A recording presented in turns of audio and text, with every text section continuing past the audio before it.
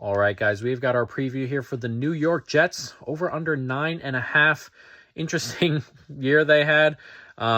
Defense was really good, but Rodgers went down immediately, and Zach Wilson came in to deal with that.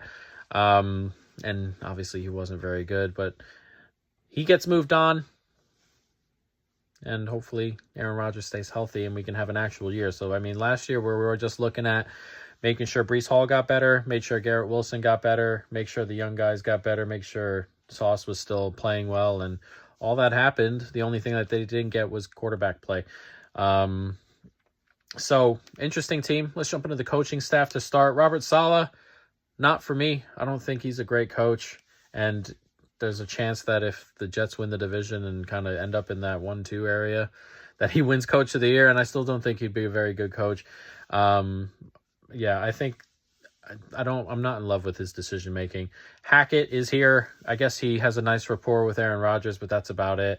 Jeff Ulbricht's been here a while, and the defense has been good the entire time. Him and Saleh have done well. So, defensively, love the coaching, love the staff. Offensively, not for me, but it may not matter in that portion. So let's jump into the roster. Obviously, Aaron Rodgers comes in.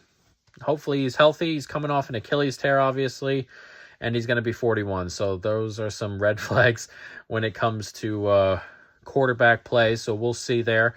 Obviously, he's talented, but he also didn't really play particularly well in his last full season. So we'll see what he looks like coming out of the gate. Tyrod Taylor is a solid backup and a good choice to have a decent backup this time around. So like that. Running back room, love Breece Hall. He's excellent. He'll continue to be excellent, I assume. I assume he'll get a lot of work again as well. There aren't a ton of pass catchers here, and as I said, 41-year-old QB off a Achilles tear. I expect the running back to get a lot of work, whether it's in the pass game or the run game. Braylon Allen, a lot of people on his hype train. We'll see.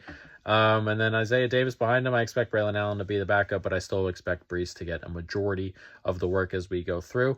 Wide receiver room, interesting. Garrett Wilson's excellent. Mike Williams is solid when he's healthy. Problem is he's not healthy very often. Then it kind of falls off a cliff a little bit after that. Xavier Gibson, probably starting at slot. Alan Lazard, Malachi Corley they drafted. We'll see where he fits, but after the top two, it kind of falls off a bit. Need Garrett Wilson to stay healthy. Need Mike Williams probably to stay healthy, but the problem is he's missed a lot of games. So we'll see there, but decent room. Tight end room, Tyler Conklin, Jeremy Ruckert, nothing great. So yeah, just need them to do enough at tight end. Offensive line, got a huge overhaul here. 3 new additions here on the starting line. 4 in the top 6 are new additions here. Tyron Smith, older, injury problems, but really, really good when he's healthy. John Simpson's okay. Joe Tippmann at center is pretty good. At right guard, they already have an elite player. Elijah Vera Tucker, excellent player. He can play anywhere, it feels like. And then Morgan Moses gets brought in at right tackle, someone else who's had injury problems, but really good when he's healthy. And then they draft Ola Fashanu, who I believe can play on both sides, or probably will play on both sides as the swing tackle for when, one of these guys inevitably gets injured, it feels like. But when everybody's healthy and everybody's doing all right and they're meshing, this should be a really good offensive line. And then on to the defense. Really nice, really good defense. The roster here is crazy. We'll see what happens with Hassan Reddick and his whole thing, but even if he doesn't come back, it's still pretty decent. Kinlaw is solid on the interior. Quinnen Williams, one of the best interior linemen in the league. Jermaine Johnson and Will McDonald, they're going to have to take steps, and there's room to say they will take steps. I wish they would have kept Bryce Huff, someone I really like, but Jermaine Johnson and McDonald will have to take steps, and they're definitely built to do so. Clemens is solid. Depth is okay. McKinley's there. Solomon Thomas on the interior is okay. So depth is pretty decent, but you want your big guys up there, and you need steps from the young edge players. And hopefully Reddick comes back, and then maybe they don't need huge steps out of the younger players, but just solid enough steps going forward. Linebacker. This is the best duo in the league. Top 2 duo outside of San Francisco, maybe. C.J. Mosley, Quincy Williams, they're both excellent. They were the top 2 graded linebackers in coverage last year, which is crazy to have both on the same team. And if the D-line's getting pressure, they won't even have to blitz. And man, that would be...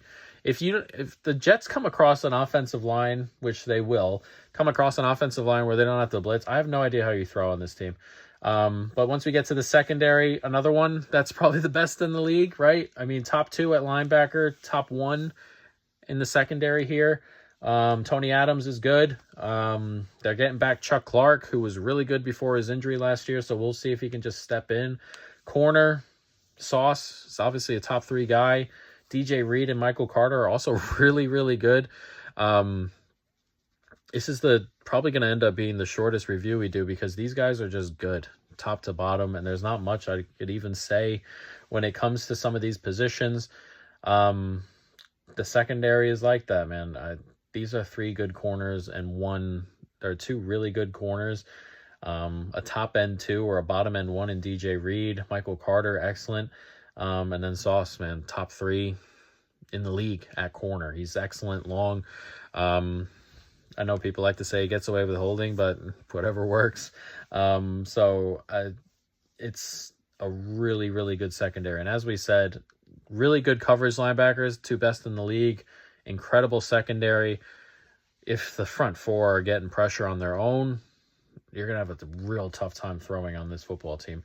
But, that's where the expertise comes in for Ulbrich, Saleh. They're defensive guys, and they've done an incredible job, and the roster building here has been really good. Let's jump into the schedule. Really interesting. You go at San Francisco to start, and you're going to get them without Trent Williams and an offensive line that's really not that good without Trent Williams. At Tennessee is not easy. And then you get New England and Denver at home. Those are both very, very winnable games. At Minnesota is winnable. Home to Buffalo. A team who you've played really, really well against, Josh Allen, and those. I mean, won last year. That first game, Aaron Rodgers went out after a couple snaps, and they win that game. And at home, and then at Pitt, at New England, 2 winnable games there. That Pitt game's gonna end you can feel it, right? 17-10.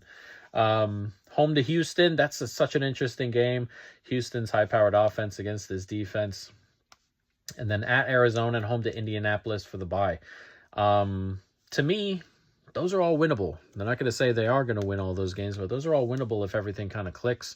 If Rodgers is playing okay, if the O-line meshes, those are all winnable. San Francisco is going to have their issues. They just got Ayuk back.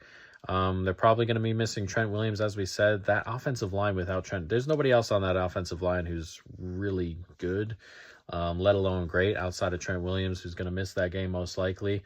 And a defense that needs time to gel there in San Francisco, that's winnable. And then you go to Tennessee on a short week. That's tough.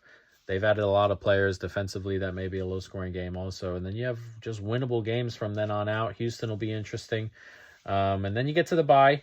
And then this is where things kind of take off in a difficult way, which is not something I particularly like for a team that's probably going to be fighting, for the division, for a playoff spot, that kind of stuff, in a loaded AFC. The landing at the back end of the schedule is really difficult. Seattle, at Miami, at Jacksonville, home to the Rams, at Buffalo, and then Miami again. And then there's no real break going into the playoffs should you get into the playoffs. So that's not what I like. I like you kind of want to be able to rest a couple guys here and there. You kind of want to glide into the playoffs theoretically. Want a home game, you get the home game. But if you're going to have a home game in the playoffs, you kind of want home, and then the home playoff game type of thing or something like that. You get 3 road games in your last 5, and then 3 division games in your last 5. Last 2 are division, in a division that's going to be really tight, and you're probably going to want to win those games and play your guys. So love the front end, don't love the back end. And it's a interesting schedule to say the least for a really good roster. I'm excited to see how this team goes forward. But we have 2 plays.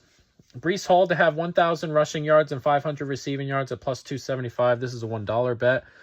As he said, Aaron Rodgers is 41 coming off an Achilles. The offensive line's much, much better. I expect them to run the ball quite a bit, and I expect them to get work in the pass game quite a bit.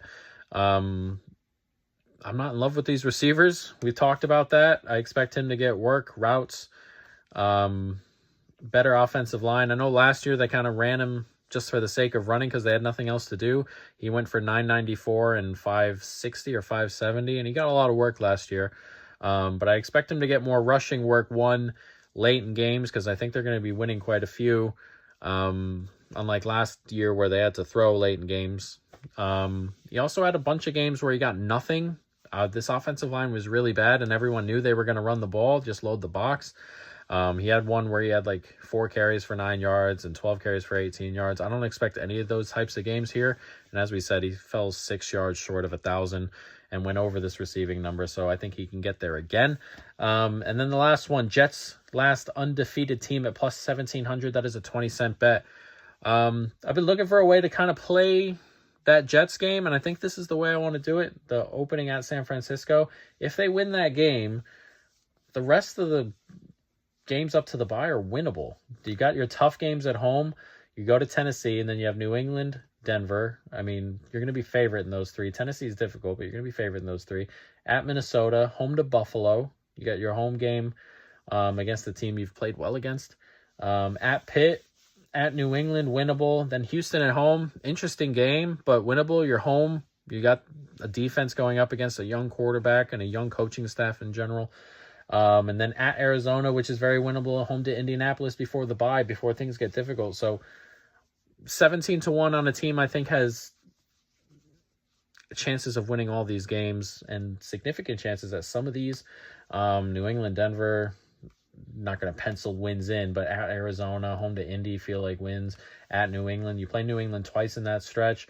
And I like these home games, man. Buffalo, winnable at home. Houston, winnable at home. So 17-1, I think, is a little bit short, or a little bit long, I suppose. And yeah, that's our play. So those are our 2 bets, and that is the 2024 preview for the Jets.